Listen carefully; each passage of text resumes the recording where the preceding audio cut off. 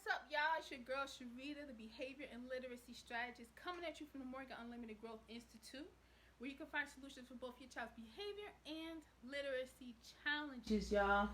The night is over, kind of, okay? Jazzy's in here with me. She's washing dishes. Say hey. That's my beautiful 13-year-old, y'all. All right? So we were just having a really good conversation about diagnoses for kids for behavior disorders, right, specifically. And it was getting so good in here. We be having some good conversations, to let you know, okay, to be real. We be having some really good conversations, right, Jazzy Jazz?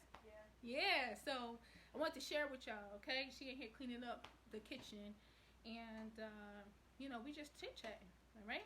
Happy Saturday to you, okay? It's a very wonderful Saturday. So the topic for tonight, real quick, is why I don't ever focus on my students' ADHD diagnosis. Never, ever, ever have I ever done that. Hey, Stephanie, welcome. So nice to see you. So, I've never, ever done that, Stephanie. I'm talking about why I never, ever, ever have ever. Okay, I've been doing this since I was, my young 20s. Never have I ever focused on my students' ADHD diagnosis, all right? So when I got out of college, I got a job as a mental health specialist at UMD&J, Newark, New Jersey, Brick City, my hometown, okay? And I loved it. And I learned a bit, because I had a social work degree. I learned a bit about it while I was in college, the DSM-4 and all the diagnoses and stuff. And when I started working there, I really wanted to make sure I was up on things. So I learned, I researched, and I'm such a nerd, y'all. And my girls get it from me too, actually. Researching things constantly, reading up, finding out about things, asking questions, even the youngest one. Today, wanted to watch on YouTube about black holes. And then out of nowhere, she's like, oh, that's what happens when a black hole gets really tiny. It implodes. She was trying to say explode, but she, Jazzy cracking up. She left out the X part, right? So that was me, y'all. I was like really obsessed with learning everything about it. But then when I got in the group room with the kids, with patients, right? They were kids. And the behaviors that I saw, even the tantruming behaviors, the extreme behaviors, the fighting, the kicking, the spitting, the biting, that they were doing at first when they first came to our program there, I saw as behaviors. It didn't feel to me that this was something that they just could not help, that it was something wrong with their brains, that they couldn't do any better. It just seemed like this is a behavior. You need a plan for it. You got to cut that out, replace it with something else, right? And that was my focus. So whenever new kids came to our program, it's the challenge program, it's partial hospitalization program, but we had our own name, challenge program back in the day, right? Whenever they came into the program, of course I read their file. Of course we had a team meeting with all of the staff, and of course I knew what their diagnosis was. Of course I knew what their medications were on. But when we got in the classroom, I still had high standards. I was working on their behavior. We were coming up with behavior strategies. I never let them use their ADHD diagnosis as an excuse, or the fact that they didn't have their medication that day as an excuse. And I learned over time that when we have high expectations for our kids, we put the right structure in place, we stay consistent. We don't let them think they're running things, okay? Because we got to put that in there too, right? Right, Stephanie? we make sure that they know that they're not running things too, right? We give them that bear hug that if their behavior's out of control, they really need a bear hug, and we need to not let them get too out of control. When we do all those things, then I saw with some customized interventions, I saw behavior start to drop off. And I've seen this over the years too much. Without me focusing on the ADHD diagnosis, for me to think that my focus with my interventions, when I do my assessments, when I do my goals with my my students their behavior. They each get a behavior literacy goal that is updated as they achieve them, right? That they should be focused anywhere around there in diagnosis. As a matter of fact, when I was a mental health specialist and then I became a special education teacher because Jazzy Jazz over here was bored, right? Hi. That's my baby. She's taller than me right now, but she's a little thing. And I was tired of being at work all day and night, and then at 5-something, I'm ready to go home and go take care of a nurser. And then a kid might have a crisis. Next thing you know, I'm on my way to the ER with one of our patients instead of home to my child. So I decided to go into teaching. And I became a permanent substitute teacher eventually for a special education class of behavior disabled students, mostly boys, one girl, right? But when I went in there as well, I never let my students talk to me using ADHD language, never. And I learned that once they heard that they had ADHD, once the adults around them used that language and talked about how they can't focus, they can't sit still, they are out of control because they didn't have their medication today. The more that my students over the years heard that, the more they behaved that way. The more they accepted it as their identity, as who they were, the more they used it as an excuse for their behavior.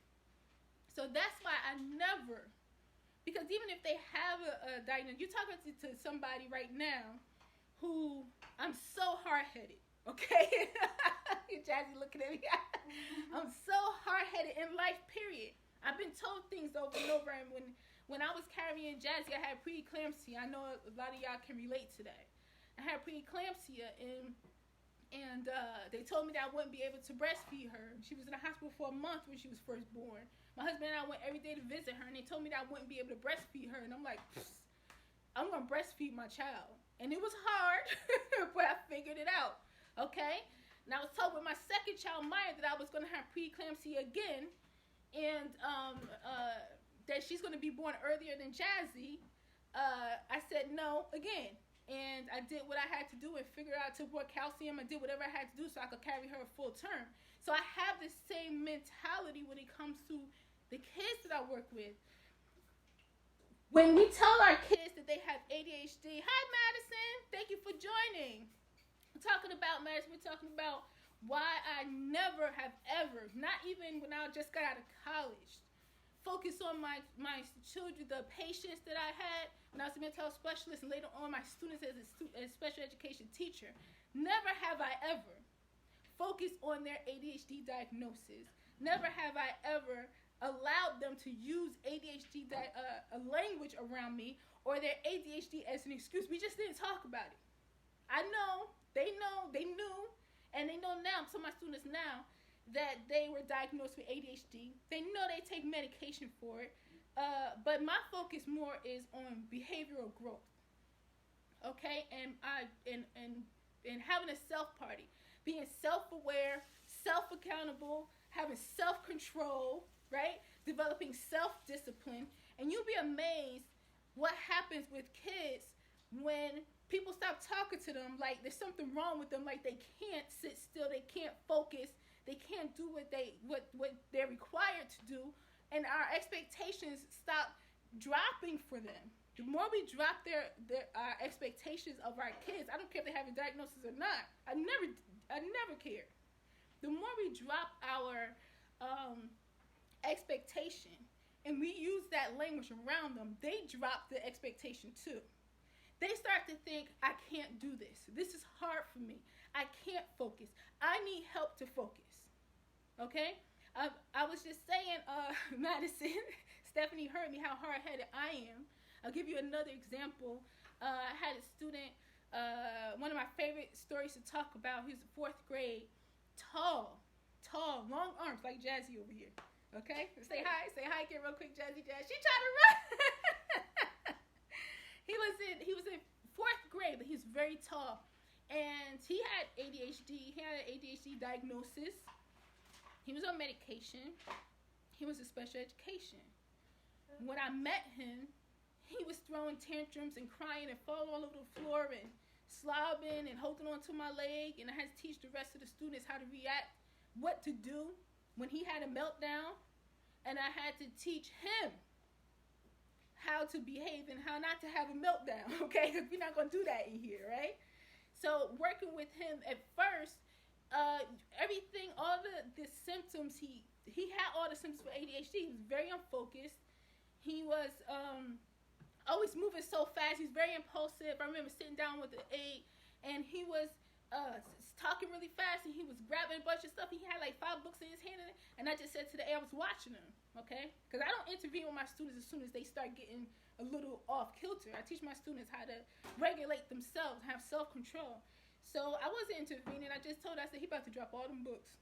And as soon as I said it, he dropped everything on the floor. She's like, how do you know that? Because he was just all over the place, and he was just not, he didn't have self-discipline. He was not self-aware. He was not trying to stay focused. He never learned, right? So this student, doing his homework, when he used to hand his homework, he used to be balled up, very sloppy, couldn't read it, right? Sometimes torn. I'd be like, what in the world is, I'm holding the paper like, like he slobbed on it, like, here, take this back. I'm a lady. You're going to have to fix that, make it pretty, and bring it back, okay? When he used to come to my desk, he'd spin around, trip over shoestrings, always untied, trip over shoestrings and fall, rest of the class laughing, and I'll tell him to go back and walk again.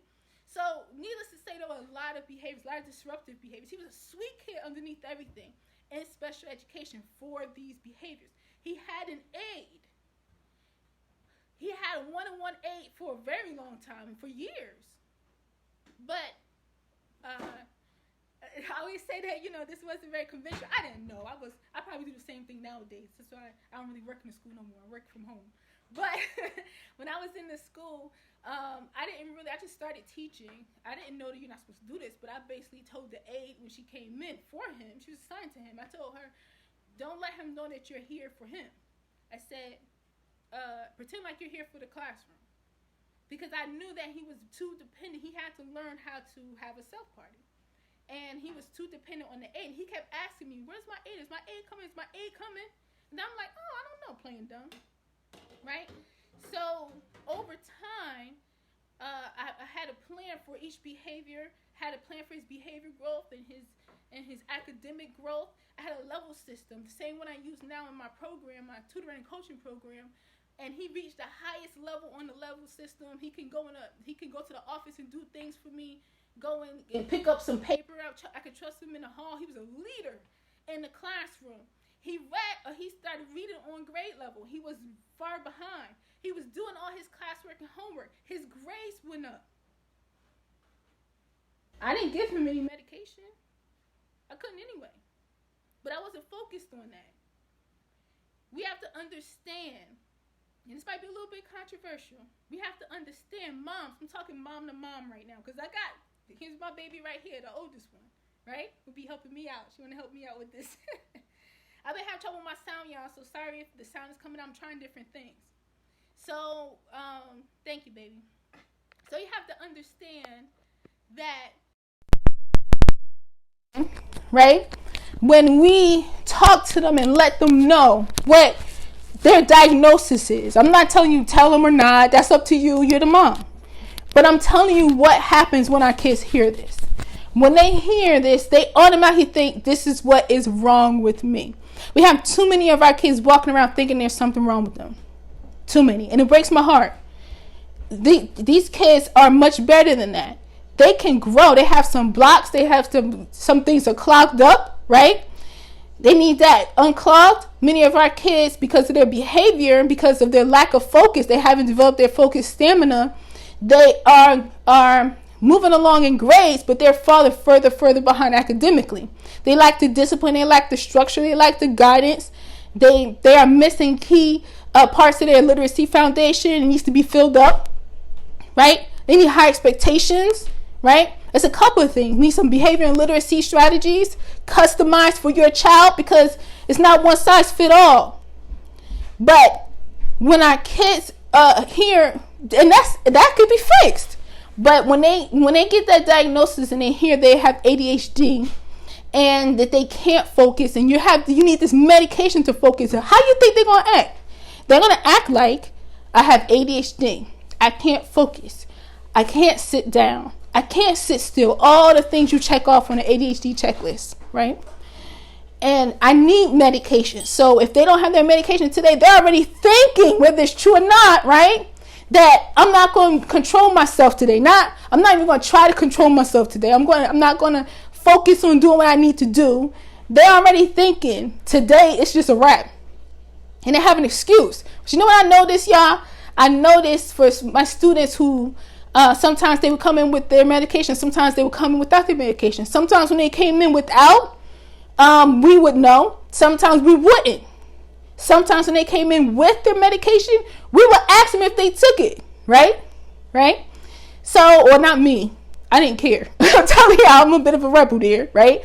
Because I would tell them if they say, I just can't focus, or I'm a little distracted today, I didn't take my medicine.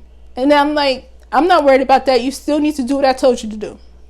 Or my ADHD is acting up. And then I would tell them, it's not politically correct, but I would say, you don't have ADHD in here.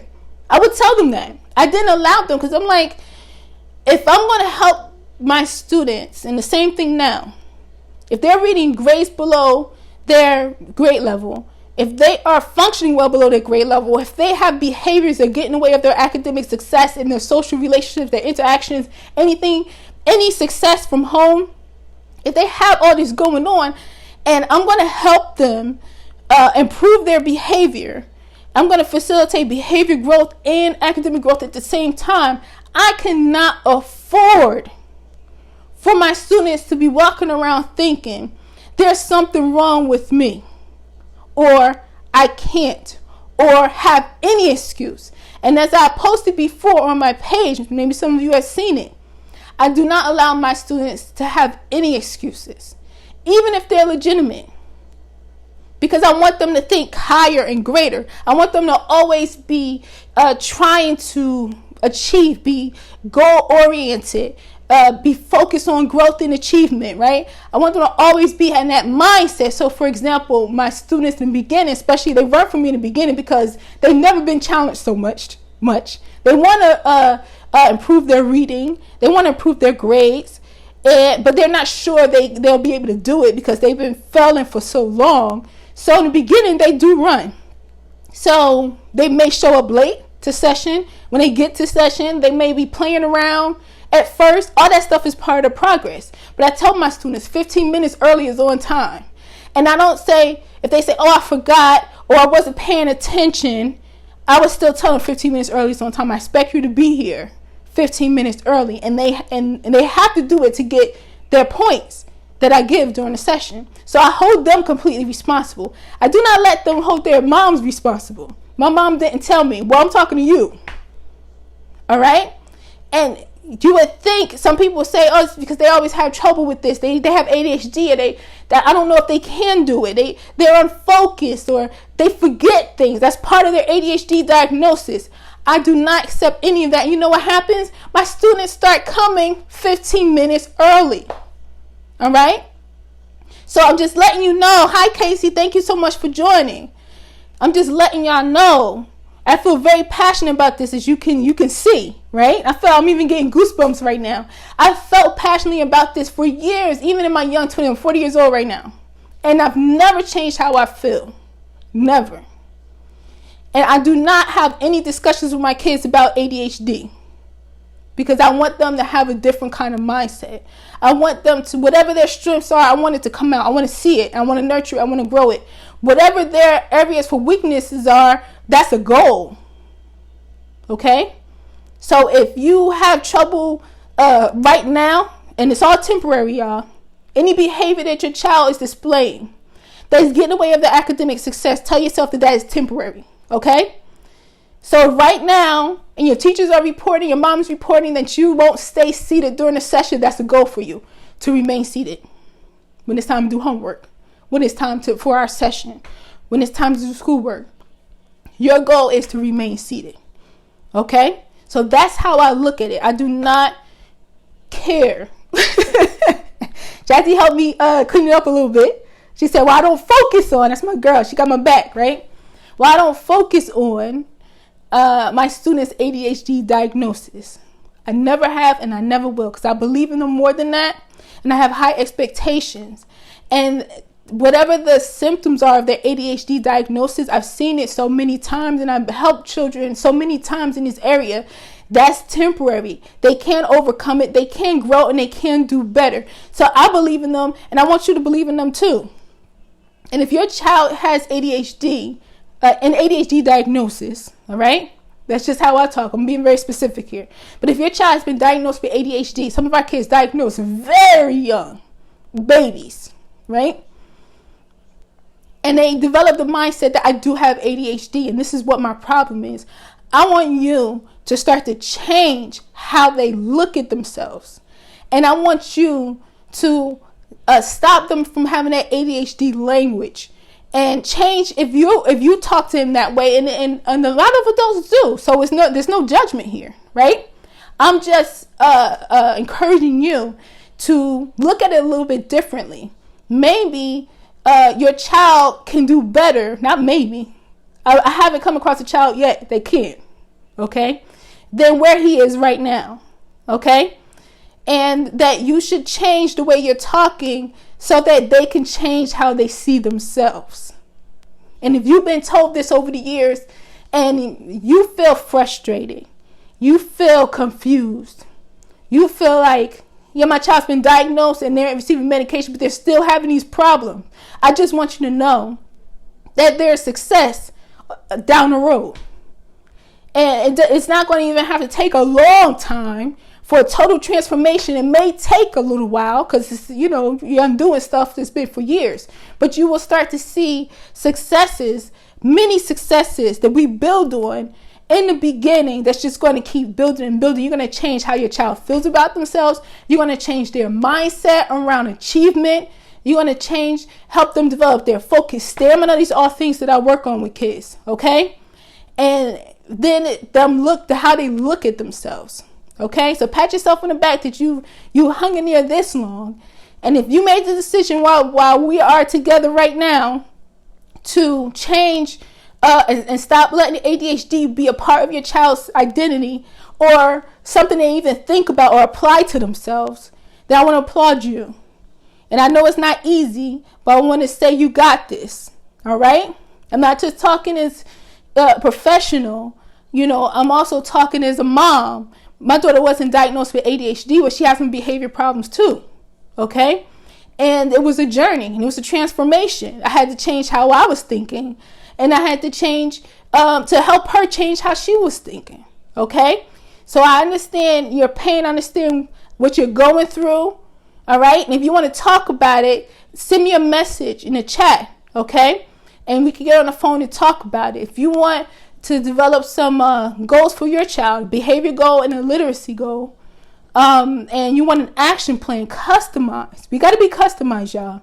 We can't keep doing this one size fit all, and that frustrated me a couple years ago when every time I met a mom, I was talking to her and she was like, yeah, my child was diagnosed with ADHD, and it was happening so often. I'm like, you got to be kidding me. When I first started in this field, it was not that often. It was not that common, okay? But it was to a point, what was it, 2.5, 3 years ago? Almost every mom I was meeting was saying, yeah, my child was having this problem and that problem. But when they got diagnosed with ADHD and now they're on medication, so it seemed like it's getting a little better. It was over and over and over and over again. And now when I talk to moms on the phone, when I have the consultations, their children are diagnosed and they're having medication, but they are not improving their grades. They're not improving their behavior. They're still struggling. And it doesn't have to be that way. All right? So, I just want to let y'all know that, okay? And like I said, we can get on the phone, we could chat, and we moms can make a difference. I know because I've done it. And I know that because I'm helping moms do it right now. And I know because you're awesome. Okay? I say that. Moms, you got to change the world. Okay? Because nobody's stronger than a mom. All right? All right, so I want to thank you so much for hanging with me. Thank you, Stephanie, for stopping by, girl. Thank you, Madison, for hanging with me. Thank you, Casey, for stopping by. Thank you, ladies, so much. I want y'all to enjoy y'all weekend. I might pop in again tomorrow on Sunday. I am chilling, y'all. Chilling. It's like I'm going to be food shopping, clothes washing, and Jazzy and I are cooking Sunday dinner together. Making some fried chicken, macaroni and cheese, kale. We're choosing kale this time. And we haven't decided on a dessert yet, but Jazzy's learning how to bake chocolate chip cookies, so we having chocolate chip cookies in this house like every week. And I'm so happy, lucky that I fast every other day, because let me tell you, it'll be a problem. All right. So y'all have a wonderful night. Thank you for hanging with me. All right. And also, for more information on my 12 steps to behavior literacy success tutoring and coaching program, go to growthinstitute.mykajabi.com. That's GROWTH Institute.mykajabi.com. Believe in yourself, believe in your child, and always remember that growth is unlimited, y'all. Peace.